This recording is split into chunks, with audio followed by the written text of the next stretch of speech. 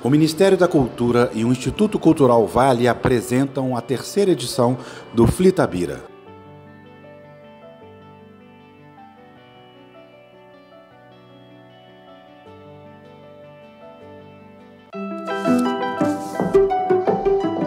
Pode ser o Grupo Corpo ou a Companhia de Dança do Pantanal. Museu de Arte Moderna de São Paulo ou Arte em Cores. Filarmônica de Minas Gerais ou Programa Vale Música. Restauração do Museu Nacional ou da Cripta da Basílica de Nazaré. Onde tem cultura, a Vale está. Dos projetos que todo mundo já conhece, até aqueles projetos que todo mundo precisa conhecer. A cultura brasileira tem o nosso apoio. É valorizando essa cultura que crescemos e evoluímos juntos. Instituto Cultural Vale. Boa tarde a todas, todos e todes. Eu sou Ricardo Ramos Filho e nós temos uma mesa que hoje vai falar baseada num poema do Drummond, Aula de Português, que eu vou ler daqui a pouco. É um poema curtinho. Antes eu queria apresentar a mesa aqui. Vou começar pela Tayane. Tayane Santi Martins, é de Vacaria, no Rio Grande do Sul. Escritora e pesquisadora que se dedica ao estudo das literaturas africanas desde 2010. Micaia, seu primeiro romance, foi vencedor do Prêmio Sesc e já está aqui, já foi publicado, ia ser publicado agora em novembro, saiu em tempo, né? É doutora em escrita criativa pela Pontifícia Universidade Católica do Rio Grande do Sul, em 2020, mestre em literaturas estrangeiras modernas, com ênfase em literatura francesa e francófonas pela Universidade Federal do Rio Grande do Sul, em 2016, graduada em História pela Universidade do Estado de Santa Catarina, em 2013, em Letras, Língua e Literatura Francesa pela Universidade Federal de Santa Catarina, 2013, idealizadora e editora da Travessa em 3 Tempos, participou de várias antologias recentes. Tem contos e poemas publicados em revistas brasileiras e, nas horas vagas, ela participa de mesa aqui com a gente, né? O Zé Manuel Diogo, aqui do meu lado, é engenheiro mecânico, licenciado em jornalismo, ambos pela Universidade de Coimbra. Completou o PAD, Programa de Alta Direção de Empresas da AESE, em 2009, do qual é vice-presidente. Em 2014, fez pós-graduação em Gestão da Informação e Segurança na Escola de Gestão de Informação da Universidade Nova de Lisboa. Tanto em Portugal como no Brasil, estabeleceu as parcerias internacionais da Global Media. O trabalho foi a força matriz que levou à criação da primeira mídia global em língua portuguesa, a Plataforma. Apaixonado pela literatura e pela língua portuguesa. Foi diretor de comunicação das primeiras 3 edições do Festival Fólio em Óbidos. Em consequência, criou o projeto 200 anos, 200 livros, em colaboração com a Universidade Federal de Minas Gerais e a Folha de São Paulo, e que mais tarde recebeu o apoio do Instituto Camões, Senado Federal Brasileiro, da Universidade de Coimbra e do Sesc de São Paulo. Fundou o Instituto Cultural Associação Portugal-Brasil 200 anos, a PBRA, do qual é presidente da direção. É ainda diretor da Câmara Luso-Brasileira de Comércio e Indústria, onde dirige o comitê da Trade Finance. Faz coisa também bastante, né? Então, vamos dar uma lida no poema. Falar que o poema é lindo, acho que é redundância em se tratando de Camões, né? A linguagem na ponta da língua, tão fácil de falar e de entender. A linguagem na superfície estrelada de letras, sabe lá o que ela quer dizer. O professor Carlos Góes, ele é quem sabe, e vai desmatando a Amazonas de minha ignorância, figuras de gramática, esquipáticas, atropelam-me, aturdem-me, sequestram-me. Já esqueci a língua em que comia, em que pedia para ir lá fora, em que levava e dava pontapé. A língua, breve língua entrecortada do namoro com a prima. O português são dois, o outro, mistério. Então, antes de começar, eu só vou dar uma ajudinha para vocês, que eu dei para mim também, dizer que esquipático é estranho, esquisito, tá? Porque eu, pelo menos, não conhecia a palavra. Tá? Então, eu queria começar... eu começo com você, Tayane. Essa questão da língua escrita e da língua falada. Eu acho que nós que escrevemos, às vezes pelo menos eu me considero não tão flexível com relação a isso. Os escritores são mesmo elitistas, a gente é mesmo chato com relação a isso, a gente separa muito e tem preconceito com relação à língua escrita e falada, ou não? O que você acha disso? Começou fácil, né? Boa tarde, gente. Muita boa tarde. Todos nós sobreviventes do almoço. Bom, o que eu acho disso? Eu acho que depende de cada um. Eu sou meio contra a ditação de regra, sabe? Isso já de partida. E aí, pensando a língua como algo vivo e como algo tão bonito, e aí muito legal na apresentação que você estava falando, Diogo, que você teve envolvido com o Folio. Eu estive no Folio agora recentemente. E foi a minha primeira vez em Portugal. E foi tão esquisito estar em Portugal pela primeira vez, num sentido... Foi esquipático estar em Portugal, porque eu demorei para entender que eu não estava no Brasil. Eu demorei para entender que não era uma outra cidade. Eu fiquei muito pensando o que era tão familiar, o que me era tão familiar, se era a arquitetura urbânica, né? Além da língua, porque eu já morei em Moçambique, então já estive em outro país que fala português, mas essa familiaridade da língua e, ao mesmo tempo, coisas tão distintas como ir no banheiro e ter um aviso sobre a descarga e não entender o que está escrito, porque a terminologia é muito diferente, né? Então, eu acho que, primeiro, como pessoas, antes de escritores, temos o exercício de flexibilizar a língua, né? A gente passa por uma educação formal que nos ensina que a língua tem um determinado jeito de ser, tem um jeito que deveria ser certo. E a gente vai, por exemplo, eu sou formada em letras, né? A gente vai estudar sociolinguística apenas na faculdade, entender a função da sociolinguística na nossa fala, na nossa escrita, e abarcar todas as formas de falar, todas as formas de escrever. E, para mim, é um exercício muito, muito sofisticado conseguir ser flexível na linguagem escrita, conseguir colocar oralidade na escrita.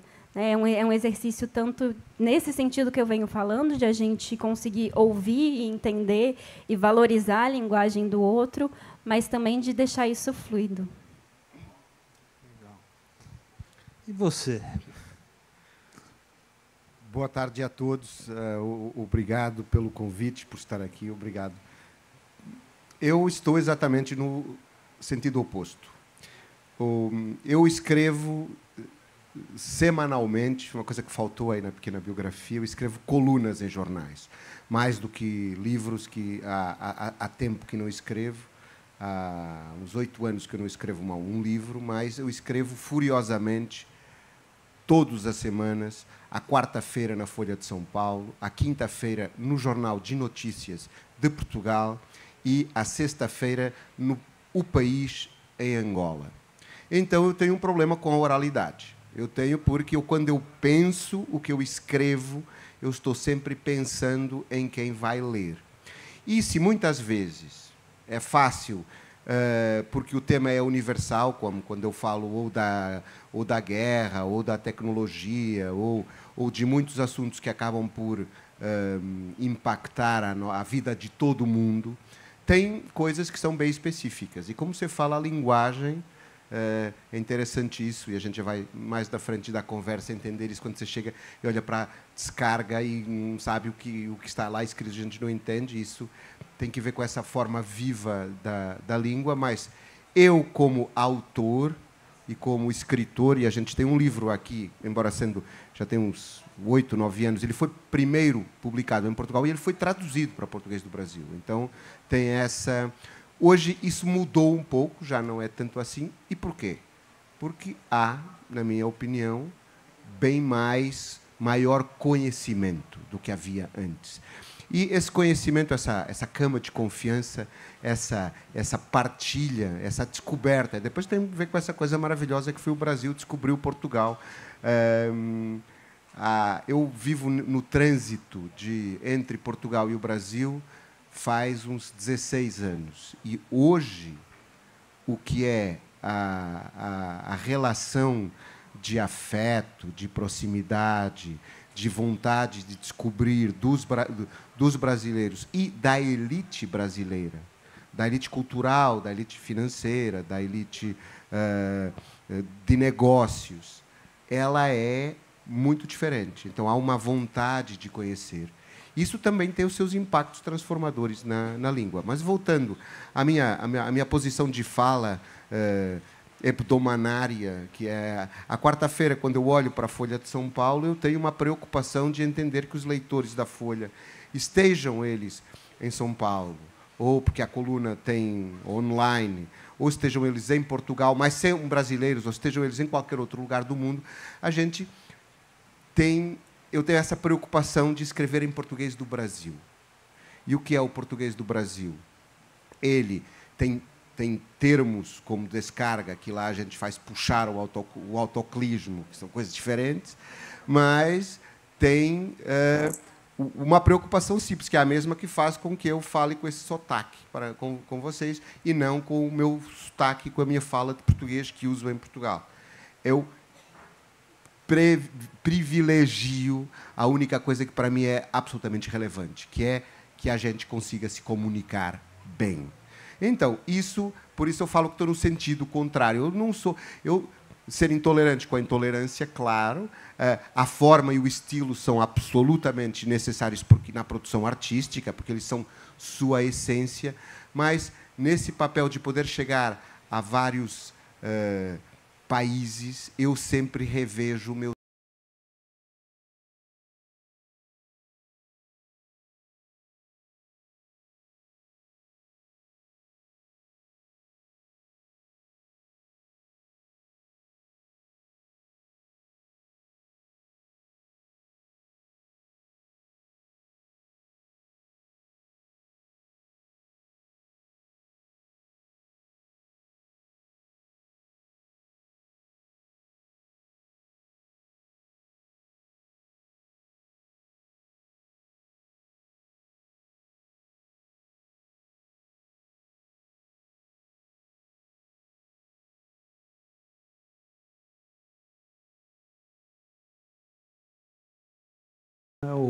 O português do Fernando Pessoa, como você acabou de dizer. Estou vendo ali a Trudroit, a pátria dela não é... A pátria dela é a língua do povo dela, né? Provavelmente, não o português. Como que fica isso, Tayane, para você? Você tem esse sentimento também? Porque, quando eu escrevo, eu acho... Eu não vou dizer eu escrevo em brasileiro, porque isso fica até feio, né? Eu escrevo em português, mas um português do Brasil. Então, a minha pátria é um português do Brasil, e não um português de Portugal, né? Não sei do que você está falando. Como que é isso? Eu sei que eu estou te provocando bastante. Depois eu vou querer ouvir você. Mas como que você vê isso, Tayane?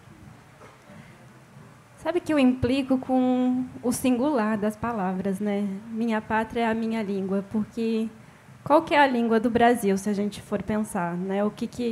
Ou se a gente for pensar os países africanos de língua portuguesa, né? Quais são as línguas? O que é uma língua oficial a língua de Maputo, e né? o que é uma língua materna, né? Porque a gente tem, a Trudeau vai me corrigir, mas a gente tem mais de 200 línguas indígenas no Brasil.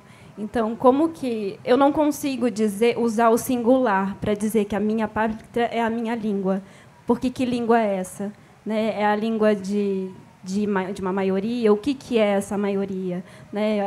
A riqueza de línguas que a gente tem, a riqueza de culturas e de palavras indígenas mesmo, né? De palavras de origem do tronco banto que tem na nossa língua e que também é o português, mas que também não é o português de Portugal e não é o português de Moçambique, e ainda assim é um português, né? Então, acho que quando a gente muda uma coisa muito simples, que é colocar um S no final dessa palavra, dessa frase, talvez me atenda melhor esse pensamento, Ficaria, sabe? minhas línguas são minha pátria. Porque eu tenho uma tendência de procurar muito mais aquilo que nos conecta, aquilo que existe de similar em nós, nas nossas culturas. Claro que nós temos particularidades, isso é uma riqueza, isso é muito bonito. Mas encontrar... Né, eu escrevo sobre Moçambique. Estive em Moçambique, morei lá, aprendi várias expressões do português, que está muito mais para Portugal do que para o Brasil. E talvez essa familiaridade que eu tenha sentido em Lisboa, especialmente em Lisboa, porque em Óbidos é mais difícil sentir essa familiaridade, também venha de estar mais familiar com o português de Portugal através de Moçambique, né? E quanto isso nos atravessa, o quanto eu vejo do Brasil em Portugal, em Moçambique, o quanto eu vejo de Portugal aqui, o quanto eu vejo de Moçambique aqui, né? E quanto essa ideia de nação que a gente tem, como as nações como algo construídos, né? Essas comunidades que nós imaginamos, mas que são tolhidas por fronteiras e que nos dizem que eu sou brasileira porque esse território aqui é o que me faz brasileira. Mas eu também posso ter algo em mim que é moçambicano, que é português, e continua sendo a minha pátria. Eu não deixo de ser brasileira porque hoje eu amo Moçambique, né? Eu não perco a minha identidade cultural por abraçar isso.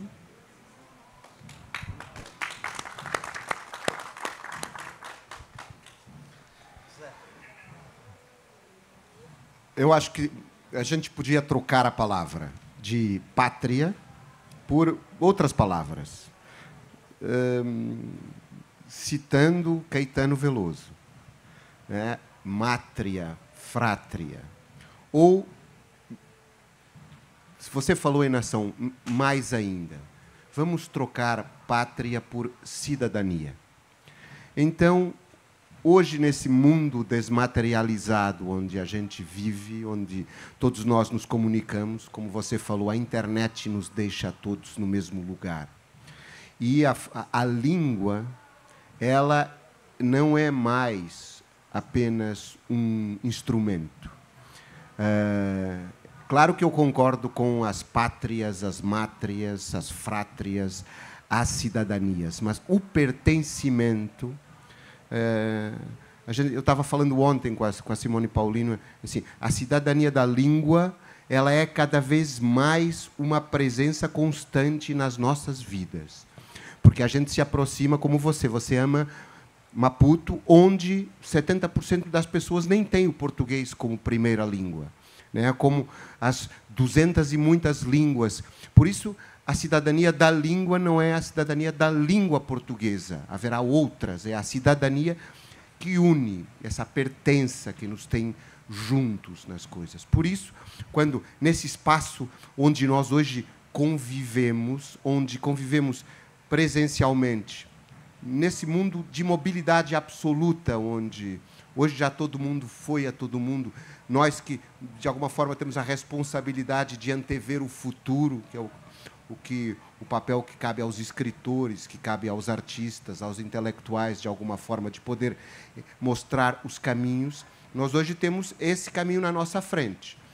E quando cruzamos isso com a política, E quando vemos como os Estados se guerreiam, como as nações e a construção supranacional sofre abalos, a gente olha e a gente sente uma coisa, que a única cidadania, o único espaço de nação não construído, como você falava, o que vai sobrar no final disso tudo, é esse lugar onde pertencemos, essa cidadania que a gente adere porque se compreende.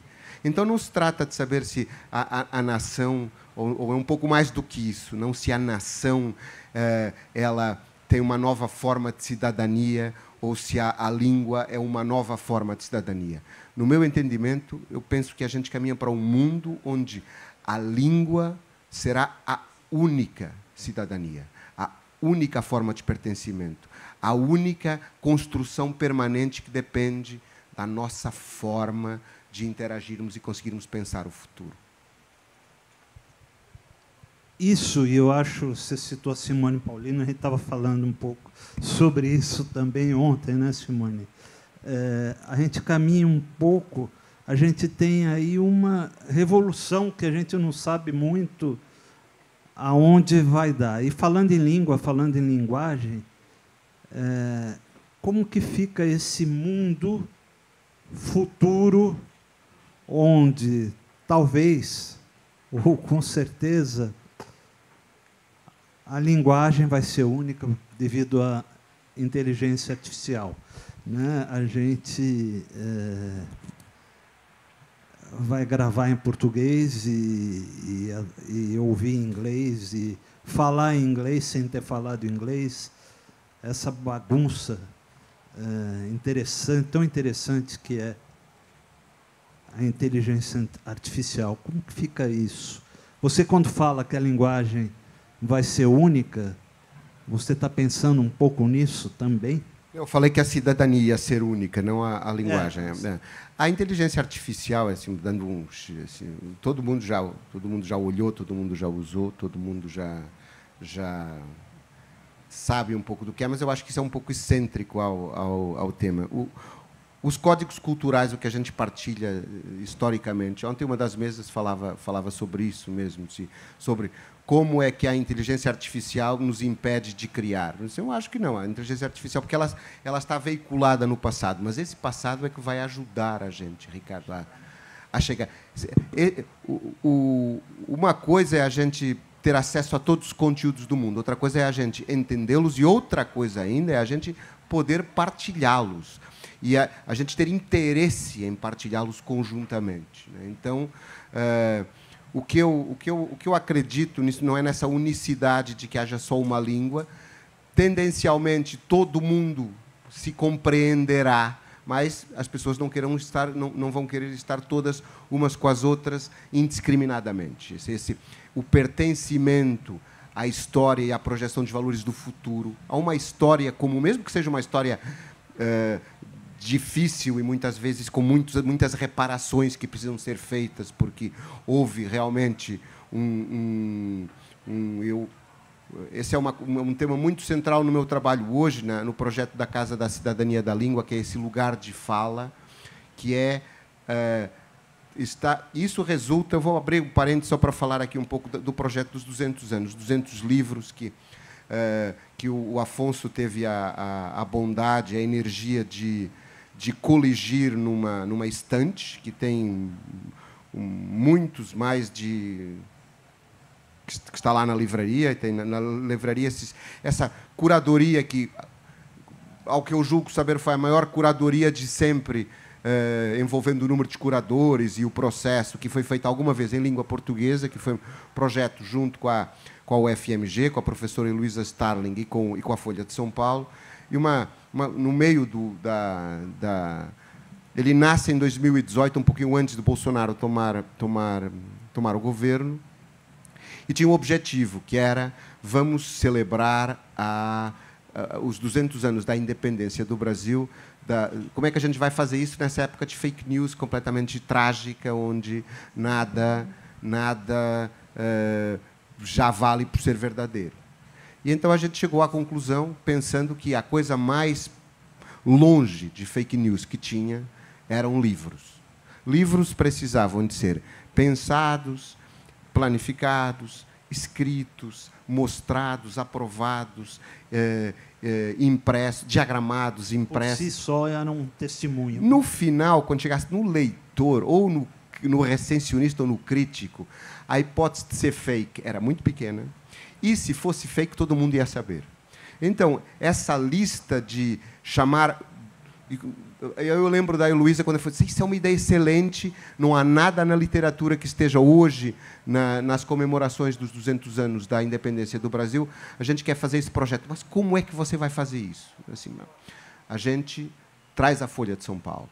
E a Folha de São Paulo, no meio da pandemia, isso foi um projeto que foi feito entre 2019, 2020 e 2021, a gente fez umas 100 reuniões virtuais de Zoom, lá, que a língua nos permitiu, mas com a confiança previamente conquistada. E nós juntamos 200 pessoas que fossem... Número grande é sempre fácil, né? 200 pessoas que ajudassem a escolher os 200 livros que contavam a história dos 200 anos do Brasil. Esse foi o projeto, foi lindo de fazer e resultou numa lista. E essa lista é que é muito especial porque ela traz, nesses anos de acanhamento democrático, uma leitura importante sobre que Brasil é esse que a gente hoje olha. E então, sai a Carolina Maria de Jesus como o livro mais escolhido por todo mundo. Depois temos Guimarães Rosa, tem muitos do Carlos Drummond de Andrade, mas o terceiro é A Queda do Céu, do Davi Copenau. Então, e olhando porque a gente também fez a curadoria dos curadores, né? Então era importante encontrar o que é que falta aqui. A primeira que a gente fez olhou, quando vamos buscar escritores, membros das academias, representação da sociedade. E a gente encontrava, a primeira lista a gente olhou, muito homem, muito branco, então a gente tem que refazer a lista. E fomos refazendo a lista até que conseguimos mal, porque, infelizmente, os intelectuais não refletem a população que existe no Brasil, nem as pessoas que há longe disso, mas a gente conseguiu encontrar aquele intelectual da Rondônia que estava faltando. E a gente tomou consciência, pela primeira vez, muitos de nós, que havia uma emergente literatura indígena. Isso foi... ou autóctone, né? É uma palavra melhor do que indígena. Isso foi uma tomada de consciência de nós próprios, enquanto estávamos no processo. E fomos compondo essa lista de curadores até que tivemos a gente pode viver com isso. Mas, nos círculos estatísticos do que era a representação do Brasil, de raça, de sexo, de gênero, de tudo isso, o espelho que a gente teve dos intelectuais é muito longe. Mas foi o melhor que a gente costuma. Mas a gente percebeu isso, que havia esse Brasil novo.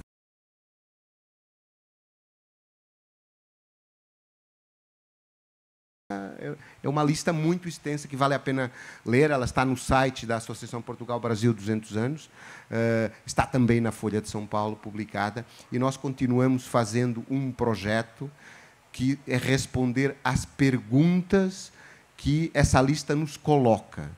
A última foi essa quarta-feira, será sobre Darcy Ribeiro, mas a gente vai no 24º episódio, um projeto conjunto com o Sesc de São Paulo. Contada a história... e esse Brasil que se convoca que mostra uma nova faceta, que mostra eu acho que se a gente possa dizer que não pode dizer que os 4 anos do regime anterior tiveram alguma... E aí eu falo como estrangeiro, então vocês podem atirar pedra se quiserem, que é se há alguma virtualidade, alguma coisa boa, não virtualidade, teve esses 4 anos que aconteceram antes, foi que a elite democrática brasileira se uniu, talvez, de uma forma que não se tenha unido antes. E isso, eu, como estrangeiro que visito o Brasil bastante vezes, eu acho que encontrei isso de uma forma sólida, e que agora que, de novo, a democracia existe na maioria da vida cotidiana, isso é um facto que a desunião não aconteceu ainda. Há diferenças, mas talvez isso seja um virar de página. Eu já não lembro bem da pergunta, mas acho que a história valeu a pena. Então...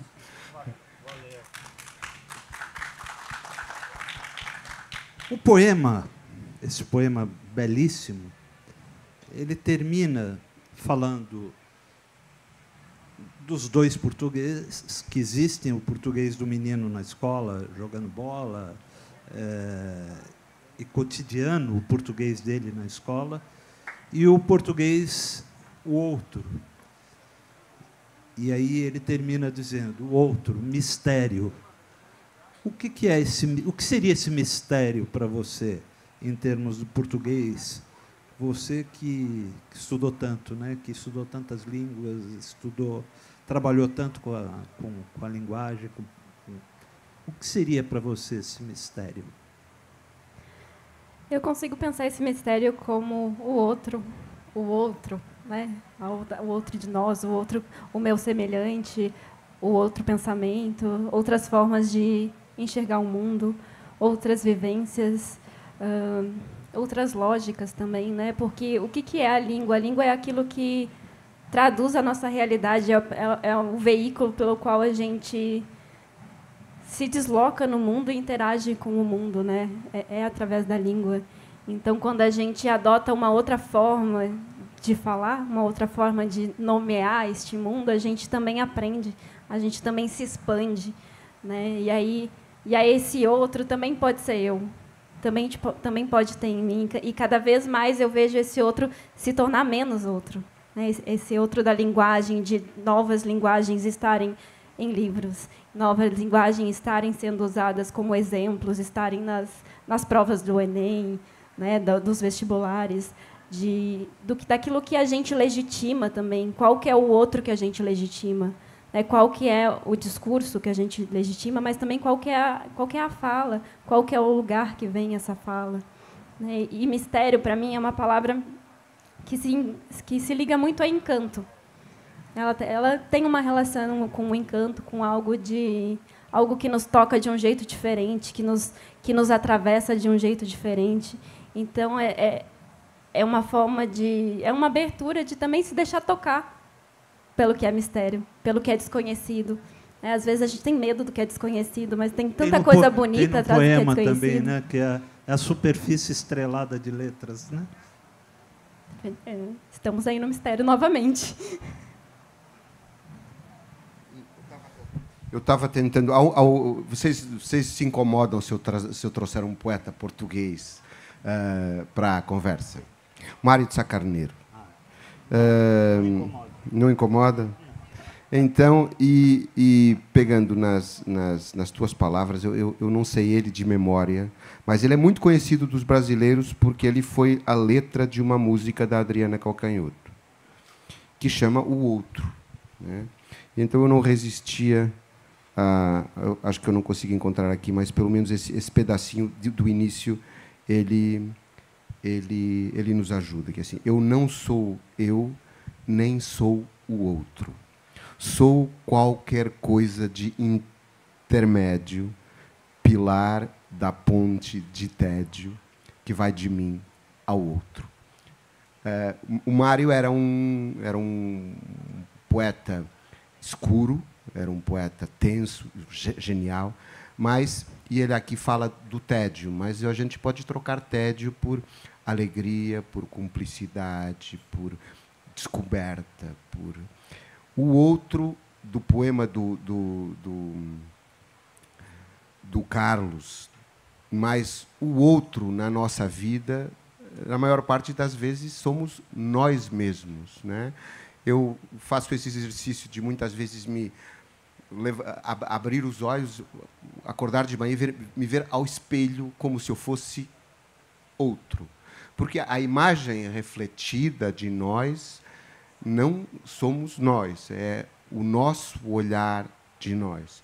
E esse é o nosso trabalho cotidiano de toda a vida, encontrar esse outro que não existe só na linguagem de português, ou nesse mundo mais binomial, mais maniqueísta, provavelmente menos conhecedor da diversidade que tinha o Carlos pela altura em que ele escreveu isso, como o português de Portugal e o português do Brasil. Hoje há muito mais portugueses. Mas, sobretudo, o outro é esse lugar de autoconhecimento permanente, de vontade de descobrir, de vontade de melhorar, sobretudo. Como é que a gente olha o nosso outro? Vamos fazer esse exercício. Como é que a gente... Posso contar outra história? Temos tempo? Eu aprendi, faz anos, uma coisa que tem sido muito importante para a minha vida, que é como acordar. Então, a gente vai dormir, mas a gente não tem nunca consciência do momento em que adormece, né? A gente está ali e, de repente, dormiu e acordou de manhã. Mas o momento de acordar de manhã a gente sabe. E então eu aprendi com uma osteopata que cuidava das minhas mazelas, dos meus 56 anos, ela vai botando as coisas no lugar. Ela me ensinou que, nesse momento de lucidez, de percepção de que existe mundo, de que existe... Aí eu encontro o outro. Ou seja, o eu, a tomada de conhecimento do eu. E então ela me ensinou uma coisa que eu recomendo que vocês façam, que é, nesse primeiro momento de despertar, em que a gente sabe que acorda, não se mexam.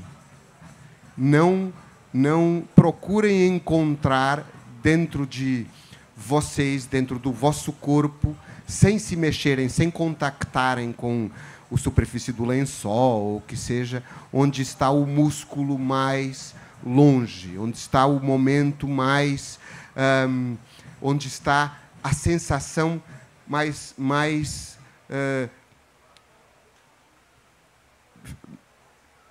definida. E eu faço esse exercício 1 minuto, todo dia.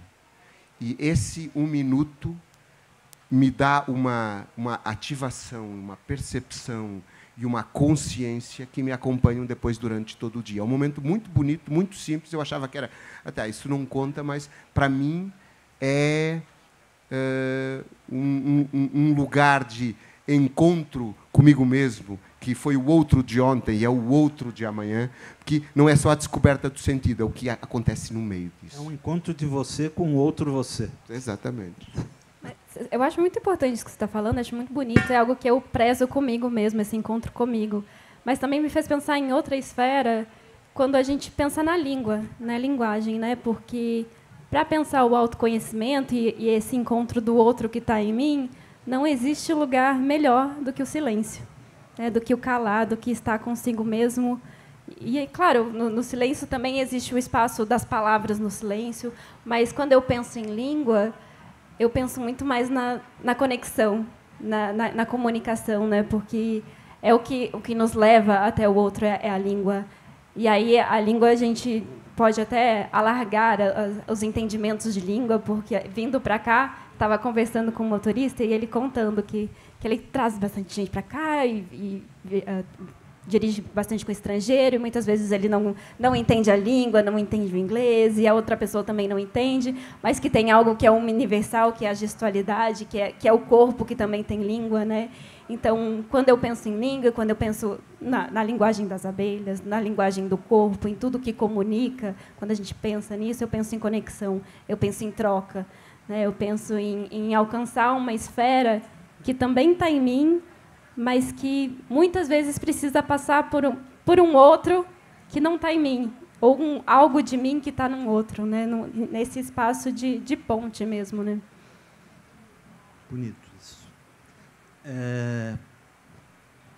Eu queria voltar um pouco à aula de português, e eu não sei quantos daqui viveram a experiência, mas falar de uma experiência que eu vivi aqui, hoje de manhã, durante a entrega do prêmio para os meninos, do prêmio de redação, e que eu acho que esteve aqui o professor Carlos Góes.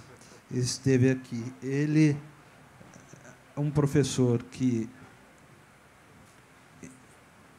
ele fez o primeiro, o segundo e o terceiro lugar em uma classe.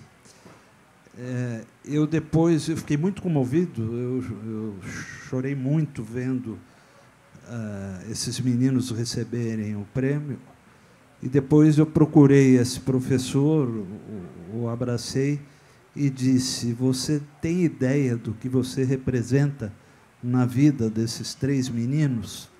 E a resposta dele foi: e você tem ideia do que esses 3 meninos representam na minha vida? Né? Então, eu acho que é um pouco disso que você falou, essa troca, essa ida e volta. E eu vejo muito nesse professor o Carlos Góes, do poema do Drummond. Esse professor que, de alguma forma, na vida da gente, aponta um caminho que a gente, depois de velho, eu estou com 69... Não aponta para mim, não, por favor. O Zé acabou de falar que está com 53, né? Mas eu acho que todos nós temos na vida um professor, Carlos Góes. Pelo menos eu gosto de pensar assim. Vocês têm ou sou só eu que tenho? Não, eu lembro exatamente da minha, Carminho, se chamava assim. Essa. Quando eu há pouco estava falando da projeção eu contei a história lateral do o outro ser nós, a gente só existe na projeção de com quem a gente fala. O silêncio é a gente só consegue sentir silêncio realmente. Tem até a gente consegue fechar os olhos, não tocar em nada, mas só o sono nos tira a capacidade de ouvir. Então, o som é o elemento mais... E ele foi. Hoje talvez não seja mais assim, né? Porque hoje a gente comunica sem som com as pessoas. Na internet tudo são palavras, Mas voltando a isso que você estava falando, para não ficar essa ideia de que o outro sou eu, acho que o autoconhecimento nos ajuda a entender melhor quem está do outro lado. Se a gente fizer esse exercício com nós próprios, conseguimos esse primeiro grau de separação que nos ajuda a entender melhor os outros, a conflituar menos, a olhar com mais atenção e a estabelecer melhor relações de confiança. Deixa eu só fazer aqui falando desse nosso projeto que chama hoje Casa da Cidadania da Língua, que é esse lugar exatamente de encontro com o outro, com aquele outro que acha que o banheiro é a casa de banho e a descarga é o puxar o autoclismo, e que muitas vezes o uso verbal. Você poderia me emprestar uma coisa? Em português de Portugal a gente fala: podes emprestar-me isso? E a gente usa o imperativo um montão de vezes, que não é descortês. Mas o conhecimento, quando a gente escreve, fica descortês. Porque ou a gente não tem esse código de entendimento que ele está falando outra língua, falando cheio de ovo cozido na boca, né? Que os portugueses fecharam, não tem... A história é bonita porque que isso acontece, é uma questão de identidade dos portugueses, porque que a gente não fala vogais, porque que a gente não abre a boca quando fala, porque... foi preciso que a pequena família de Bragança, que sucedeu na 4ª dinastia de reis portugueses aos espanhóis, precisou mudar o código da língua por uma questão de não ser ouvido nem percebido pelos espiões o que eles falavam. Então, se vocês perceberem, o português de Portugal é a única língua que se consegue falar sem abrir a boca. E então a gente depois virou isso. No Brasil foi diferente, porque na verdade todo mundo falava castelhano, né, lá uns séculos atrás.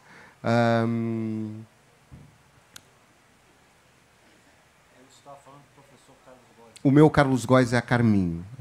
E a Carminho, ela era espanhola. Então, uma espanhola que vivia há muitos anos em Castelo Branco, que foi a terra de Portugal onde eu nasci, E então, talvez isso tenha essa... Olha, eu estou pensando isso agora, talvez tenha mais influência na minha vida do que eu pensei antes, porque ela falava português com sotaque espanhol, mas falava um português, era uma maníaca de gramática, uma coisa muito estranha, porque ela tinha casado com um português, que eu nasci ainda no tempo da ditadura portuguesa, então Salazar saiu um pouquinho antes, eu nasci em 66, ele já não era presidente do Conselho, já tinha caído da cadeira, tal história, né? Já era o presidente do Conselho, Marcelo Caetano, e a gente viu uma espécie de primavera democrática que, na verdade, não existia. Mas era muito estranho ter uma espanhola ensinando. Ela era casada com um português. O meu pai e a minha mãe, até 1974, a minha mãe não tinha direito a ter passaporte. Então, o passaporte era uma fotografia dela e do meu pai, o mesmo documento. Os dois, ela não podia ir junto, né? O divórcio era ilegal em Portugal. 1974 foi o ano com maiores... Em Portugal houve 1 milhão de divórcios num país com 9 milhões de pessoas, porque foi todos os que estavam por divorciar da vida inteira. As pendências foram resolvidas assim. Então, eu lembro muito da Carminho por isso, porque eu aprendi um Portugal que escrito e de regra era uma coisa, mas tinha uma sonoridade diferente da que a gente ouvia em casa. Então, eu lembro o seu. A minha Carminho. Eu gosto muito de pensar o professor, a figura do professor, como um lugar, né? Do mesmo jeito que do lugar do aprendiz. E o lugar de aprendiz é um lugar que eu gosto de viver, independente do momento que eu esteja da minha vida ou que eu esteja fazendo, de ter essa abertura de estar sempre aprendendo coisas. E eu tive muitas professoras que foram importantíssimas, assim. Mas eu quero contar aqui, já que estamos falando de língua, que na ilha de Moçambique, onde eu morei, os meus professores foram os meninos, foram as crianças, que andavam comigo para cima e para baixo. E que, bom, a ilha de Moçambique é uma ilha pequenina, tem 3,5 km de extensão, é uma ilha formada por rocha de coral, e consegue existir 2 cidades num espaço tão pequeno, né, com uma população de 15 mil pessoas, porque a ilha de Moçambique é dividida entre a cidade de Pedra, que é a antiga cidade portuguesa, e a cidade de Macuti, que era de onde eram tiradas as pedras para construir a cidade portuguesa. E tem diferenças gritantes nessas 2 cidades em um espaço tão pequeno. E lá na ilha tem alguns meninos, que são meninos que têm casa, eles têm pais, têm família, mas eles estão sempre na rua. Estão vendendo coisas, estão vendendo conchinha, estão vendendo desenhos, moeda, estão pedindo para comprar bola, porque é a rota de turismo também, a ilha de Moçambique, né? Então, tem bastante turismo, é uma oportunidade de ganhar um dinheirinho fácil. Então, esses meninos me viam e todo dia eu tinha esse apelo de eu fazer o meu exercício de não ser colocada no lugar nem de turista, nem de pesquisadora estrangeira, e nem de quem tinha uma relação de consumo com aquele lugar, né? Então, eu fui medindo a minha relação com a ilha na minha relação com esses meninos. E foram eles que me ensinaram muito do Emáqua. Foi muito bonitinho, assim, porque a gente andava e eu perguntava como é que fala isso, como é que fala aquilo, ou eles falavam alguma coisa, eu pedia para eles traduzirem. E lá pelas tantas eu comecei a entender algumas palavras, ou pelo menos pescar o sentido do que eles estavam falando. E aí eu respondia, assim, e eles começaram a perceber que eu estava entendendo, e eles acharam que dali para frente eu falava Emáqua. E eles desataram a falar em Emáqua comigo, assim, como se eu fosse uma falante, assim, rapidinho, daquela coisa que tu não consegue nem identificar que palavra que está falando de tão rápido. E eu deixava eles falar, isso tá bom, agora me traduz o que você falou. E foi muito bonito ver essa troca, esse apropriação de lugar, porque as conversas que eles tinham comigo foram mudando. Porque no início, lá na ilha tem a formação de guias turísticos, porque a ilha é tombada Patrimônio Mundial da Humanidade. Então, os guias eles têm um discurso que é formatadinho mesmo, assim, eles são formados pela Unesco. E as crianças escutam muito os guias. Então, no início, as conversas que eu tinha comigo, os relatos que eles me davam, eram exatamente os relatos dos guias. E, a partir do que a nossa relação foi mudando, as perguntas foram mudando, os interesses foram mudando, né? Eu aprendi muita coisa com eles quando a gente ultrapassou essa barreira. E isso foi muito bonito. Assim, foi uma época que eles foram os meus professores, com 10, 12, 13 anos no máximo. Foi uma relação de troca também. Foi. E, Ricardo, está vendo por que é que isso não vai haver nunca uma língua única? Porque mal se estabeleceram as diferenças, a confiança, mal se perceberam as diferenças, a confiança aumenta. A gente não confia em quem é igual a nós, a gente confia em quem percebe as diferenças. E isso que você falou foi muito bonito agora, porque é isso mesmo. Aí. Quando a gente conhece as diferenças dos outros e percebe as diferenças dos outros, aí a gente estabelece confiança, que é disso que se trata, afinal, a vida, né? Gente, eu já recebi a plaquinha aqui, já deu o tempo. Perguntas. Alguém quer perguntar alguma coisa? Alguém quer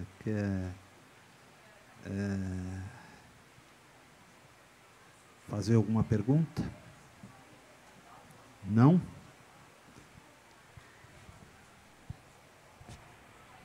Então, acho que é isso. Todo mundo esclarecido. Está todo mundo... Obrigado, gente. Valeu. Gente, muito grata. Cadê o Alfonso? Quero agradecer também de estar aqui, né? Eu achei que eu ia passar o final de semana paisana, esse era o meu objetivo, aí me botaram para trabalhar. Sacanagem, né? Mas é bom, eu gosto das trocas, são momentos bonitos. Foi gostoso. Beleza, pessoal. Obrigado, viu? E até a próxima.